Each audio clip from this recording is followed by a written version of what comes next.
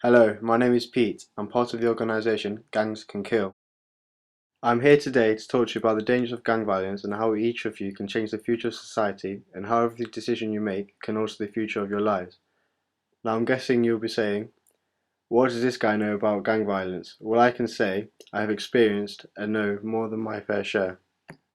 My past is not something to be proud of, and nor is it something I'd bring up in conversation, but it is something I must share to educate young people and bring about an awareness of its dangers. I used to be in a gang myself.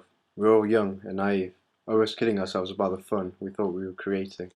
Every night we'd go to the Corova milk bar and do drugs until we couldn't walk. When we were experiencing our violent alter egos, we would find innocent people and torture them. We didn't specifically target certain victims, it could have been someone very close to our family. We were so delusional on drugs, it almost didn't matter. They could be women, children, old men, drunks, or even educated scholars. We would leave our victims crying in agony, bleeding on the side of the road like animals. Many of the people who experienced our violence could have died from blood loss. Some could have killed themselves through sheer fear of what society was creating, and the options were endless at the time. I was fortunate. I found the perfect wife and set up a family and made sure my children didn't make the same mistakes. My ex-gang member, Alex, was not so fortunate.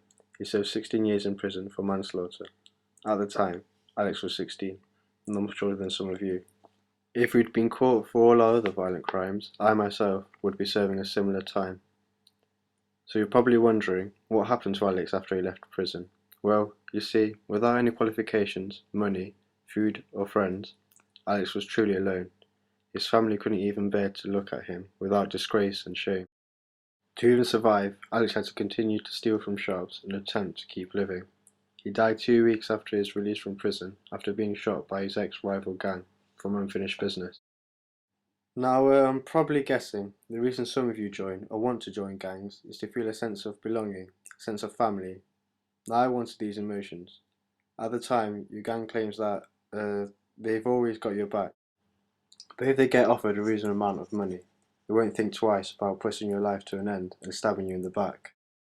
The important thing to realise is that there is always another option, whether it be to take up a hobby, to occupy your time, or to realise that drugs were the only thing you had in common with your gang. The first step to reducing gang violence is accept that it is wrong.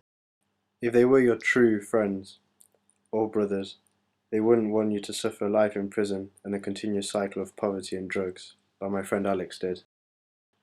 The question I want you all to answer now is, what can I do to change gang violence? I'm afraid this isn't a simple answer. To truly escape gang violence, you must physically remove yourself from every contact or memory which reminds you of your past in a gang.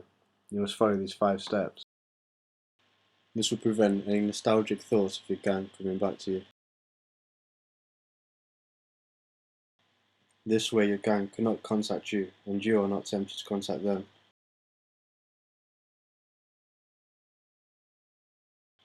A new you could change the way you perceive yourself. They are the people that can help you the most, as they can advise you further. Go to see a counsellor and talk about the problems that gang violence brought to you. I see a world where nobody suffers the effects and guilt of gang violence. Nobody should have to endure the living nightmare I do. It is my job to ensure that none of you continue or turn to a life of gang violence and experience a similar fate to my friend Alex.